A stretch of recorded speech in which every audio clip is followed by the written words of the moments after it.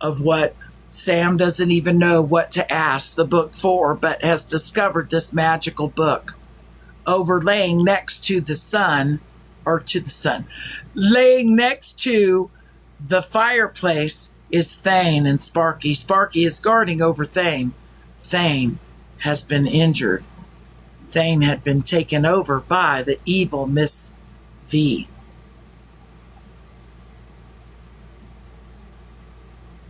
Sam is looking through the book. The door slams open!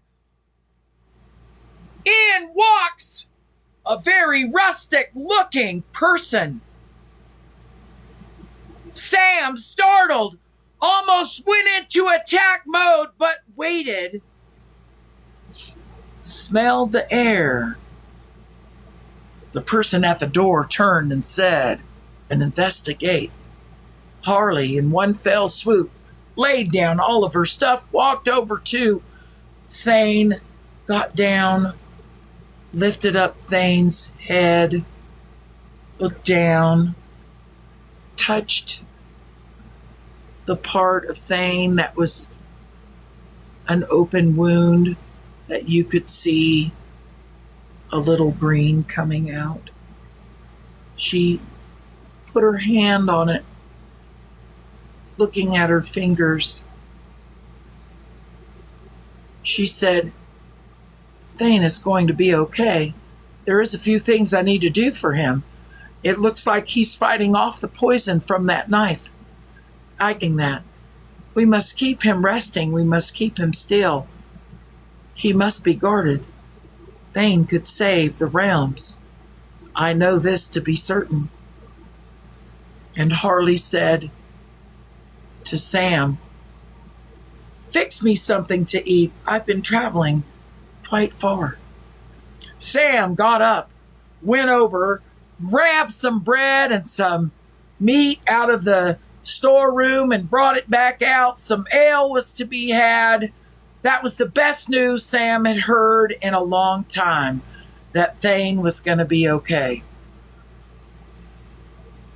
Meanwhile, on the ship, Miss Z is holding up the box. Miss Z points to the box right here and says, "About the key. Did Captain Maritza give you a key?" Mello said, "No, I never received a key." On Mello's shoulder, though, Froggy looked at the box. Follow. Follow.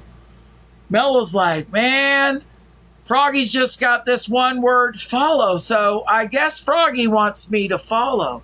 Froggy jumps, but remember lands because Froggy's feet are now a tail. Jumps again with the tail off the ground and lands on me.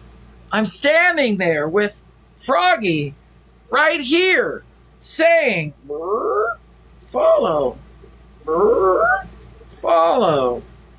I don't know what's happening, but Froggy comes down, takes her arm, and pulls open my satchel.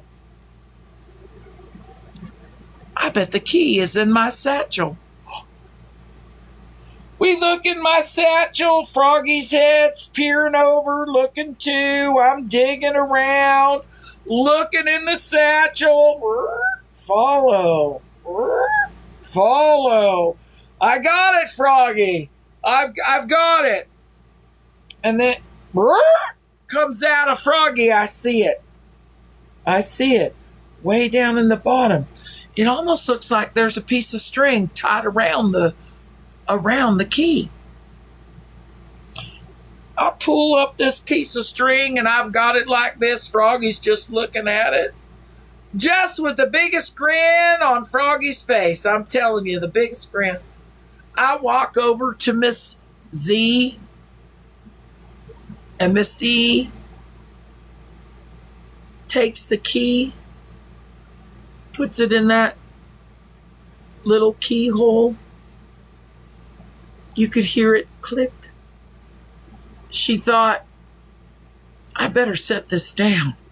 She set the box down right there in front of everybody, turned the key, and opened the box.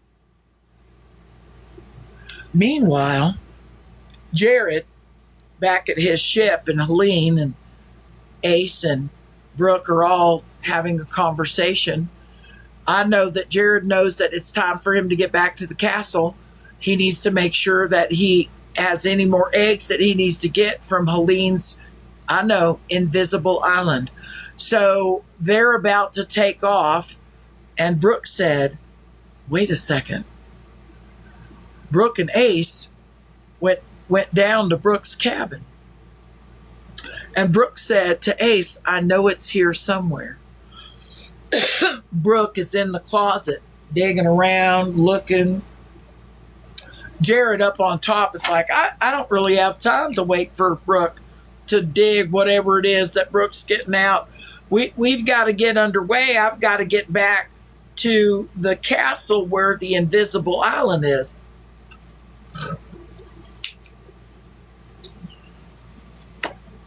Well, the invisible island is right here. Jared is all the way over here.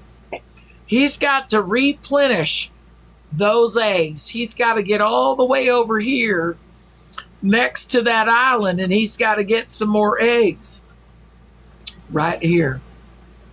So what happened is he's now ready to set that anchor up. He goes over, grab that anchor, lift that sail. So they start moving things around. The ship is starting to move. Brooke down in the stateroom says, whoa, we're already moving. I needed to get something off the other ship. But she needed her collection cup with the lid on it that holds things tightly. So she runs back up and says, no, brother, no, we can't leave yet.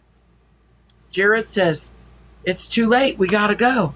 We have to go. We have to get the more eggs. We have to get ready. And they're now off. Brooke finally found the jar that she was looking for. She knows that she's going to be able to get that. She's going to have to wait, though, because it's on the other ship.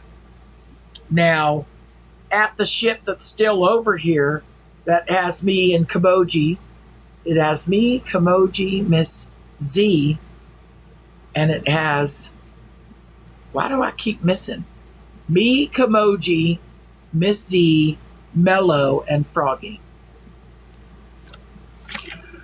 Who's driving the ship? Who's driving the ship? We don't know yet. Miss Z is going to have to do it. Oh.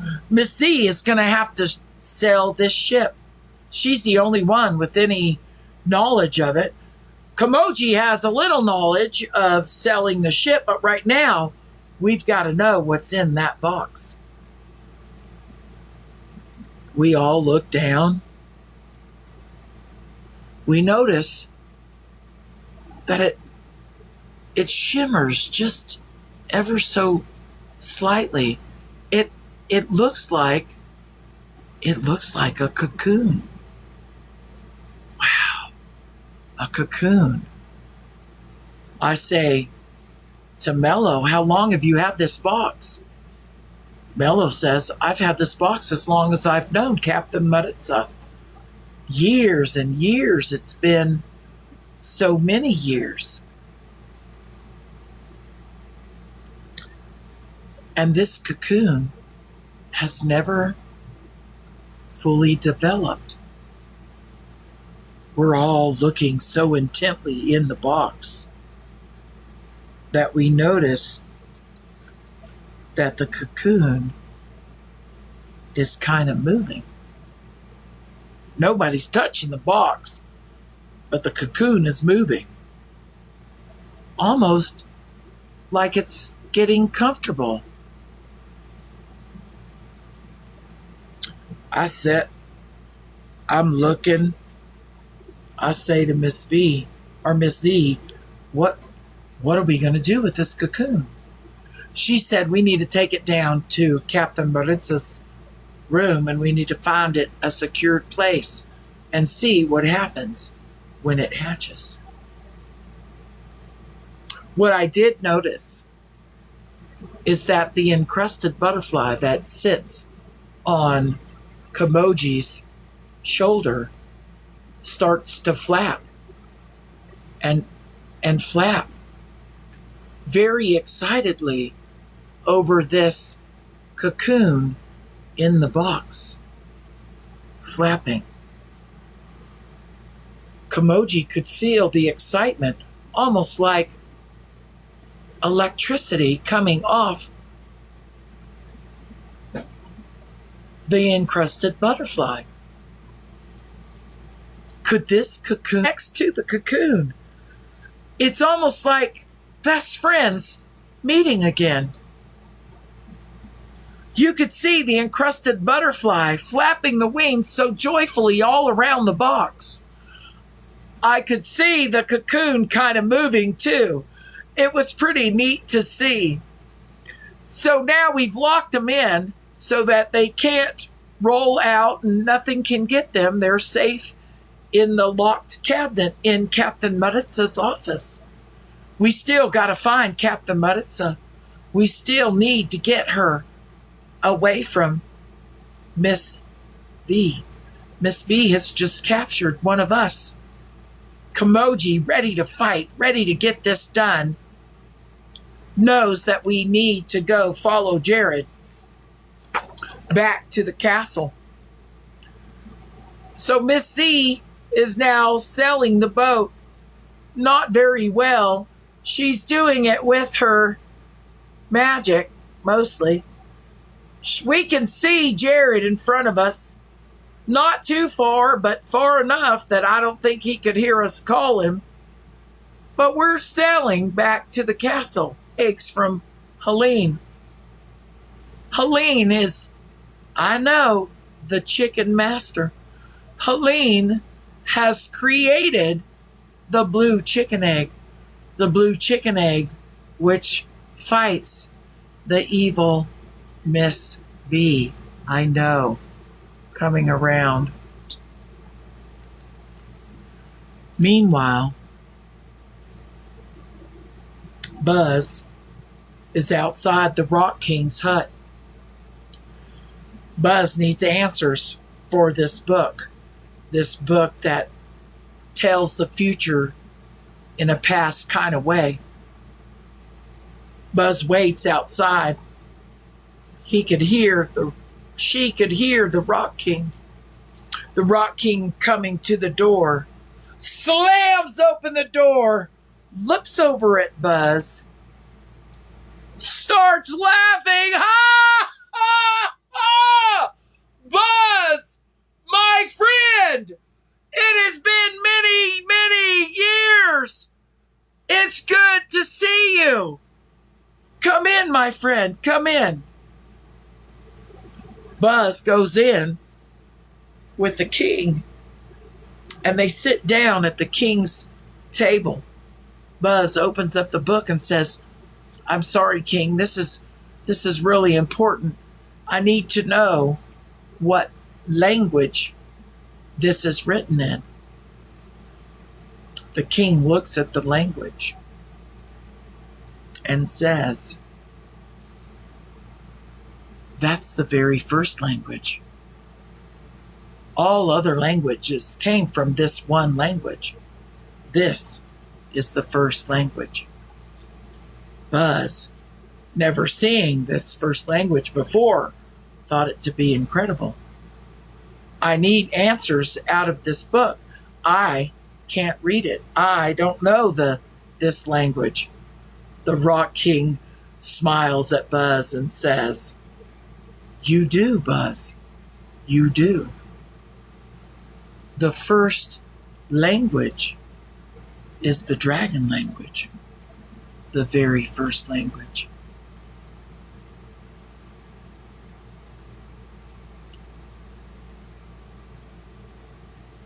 It just dawned on Buzz. The only way to read this book is to be in dragon form. The very first language, the language of the dragons. Buzz never really sat down when Buzz was a dragon to read through the books. Buzz was too busy flying through the air and blowing things up with breath and firing on this and that and boiling water right as she flew across the rivers. That's what dragons do. Dragons don't read. She looks over at the Rock King and says, "Wow, I never knew we had our own written language." The Rock King says, "All of these books behind me are from that language. All of these books. Now they're written in languages other people can read, but they all came from your book. That book. The only book, the very first book ever written by a dragon for a dragon."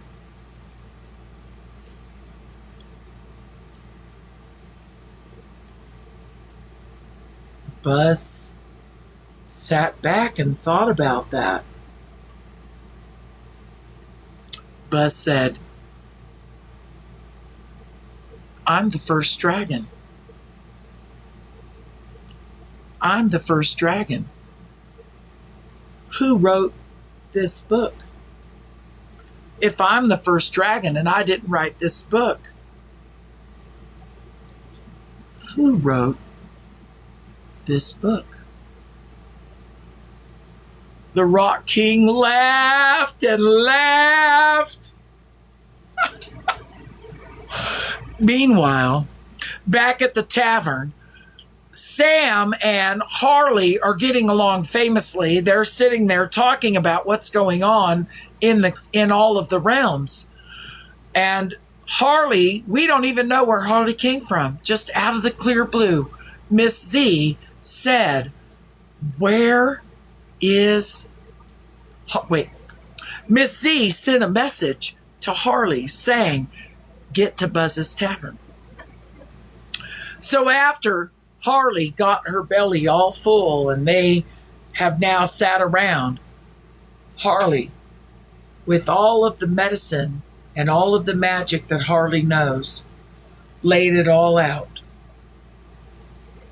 As the dragon Thane sleeps, Harley says, "Thane is fighting. Thane is fighting. I think that Thane is going to change before Thane should. Thane is going to change prematurely. Thane is going to be in human form as soon as Thane wakes up." I don't know what to do about that, thought Sam. I just now got familiar with mine. What's going to happen? Sam was like, "Harley, I don't think it's time for that. Sparky hasn't even transformed to human form yet. And Sparky is much older than Thane." Harley said, "It's going to happen." Harley walked back over to Thane and placed her hand on the green that was coming out. She looked and said, "See? Do you see how it's now not so shiny? It's more thick and dark. That's the true blood of a dragon. As soon as that heals, you're going to meet Thane in human form. Sam was thinking,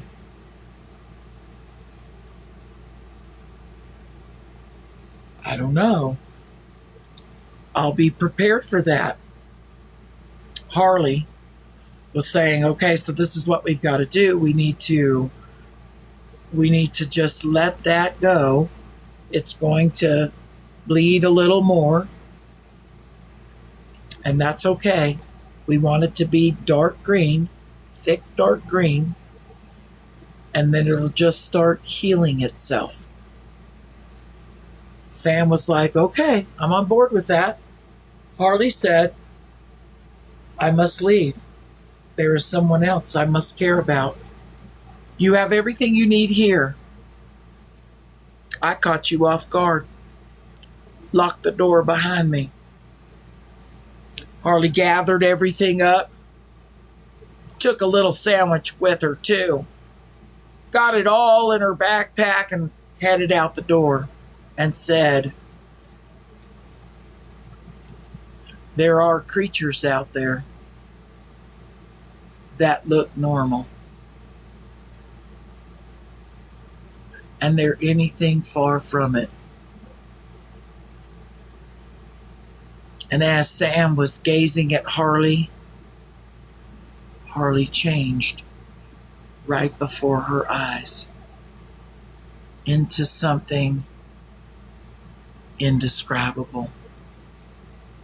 The next thing that happened, Harley just disappeared. Sam shut that door and locked it. Sure did. Shut that door and locked it right away. Sam said, whoa, I can't do it. Yeah, gotta go. Sam locked it, said, okay, we've got it. Now Sam gets back over and now is sitting on the edge of the table and the bench, looking at Thane, thinking, when's Thane gonna change? I don't know. I got to keep an eye on that. Sparky kind of looks up at Sam and kind of puffs a little bit. And Sam goes, yeah, I know. We just got to stay here a little longer because, Sparky's ready to fly. Sparky's ready to go do some incredible dragon things. Meanwhile, Miss Z, sailing the ship around to the castle, comes up, parks the ship next to Jared's. They always have that plank right beside each other. The plank connects both ships so that they can cross easily. The first thing we noticed was Brooke scuttling right across that plank onto our ship. What's going on, Brooke? I've got to get it, Brooke says. I've got to get it right now. I need it. We need it right now. Brooke's now running down to the old stateroom that she was in. I just, lifted my shoulders. Ace is following right behind her. It's in here. We know it. It's in here, Ace says. We know it. They go down to the stateroom and they're looking for whatever it is they're looking for that we need. I don't know. They're going to find it. We're now sitting there talking about what to do. We've got the cocoon in the ship waiting. We don't know what that's going to do. We know that the encrusted butterfly has something to do with it. Kamoji says, we need to find Captain Maritza. Mello says, I'm ready.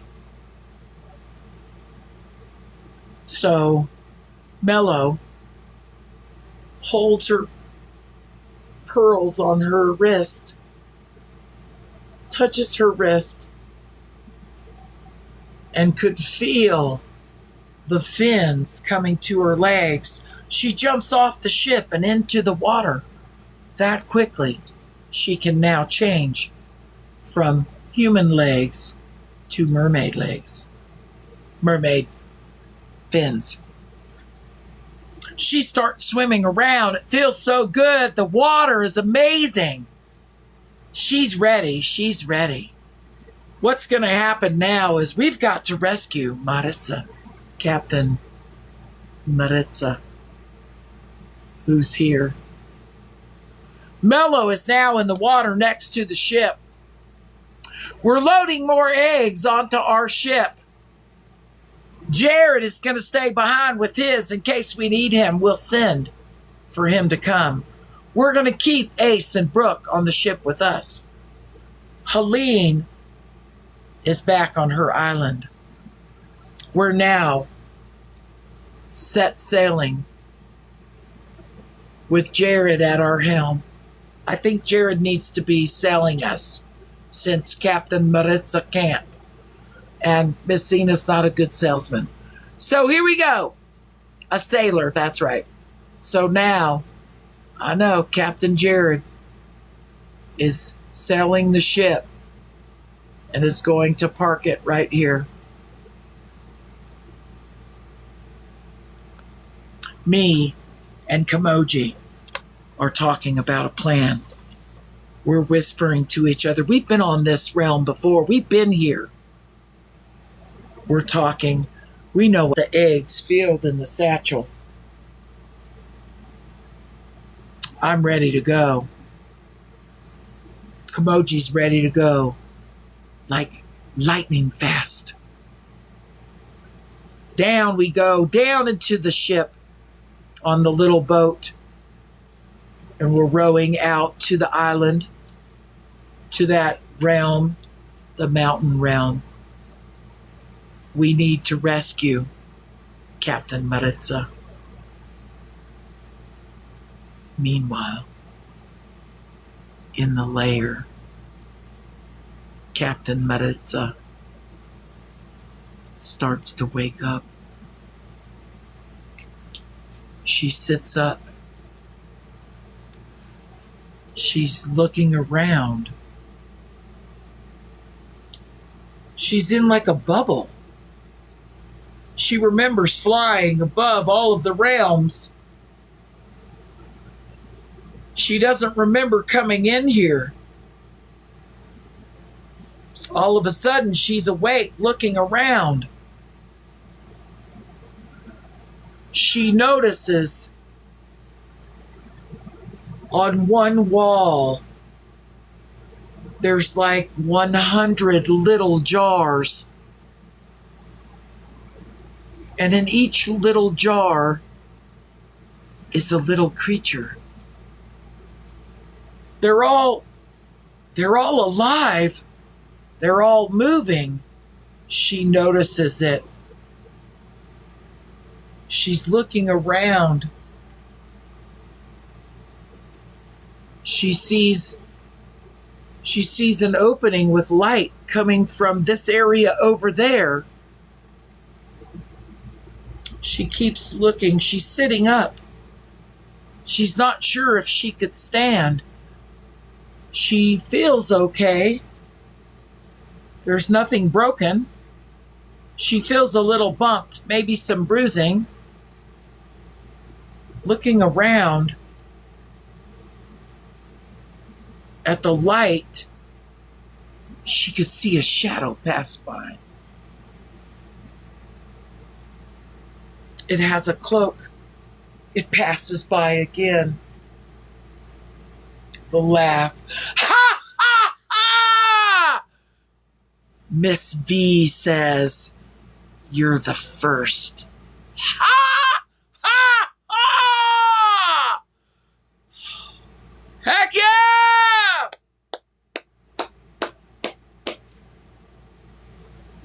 Oh my goodness! What?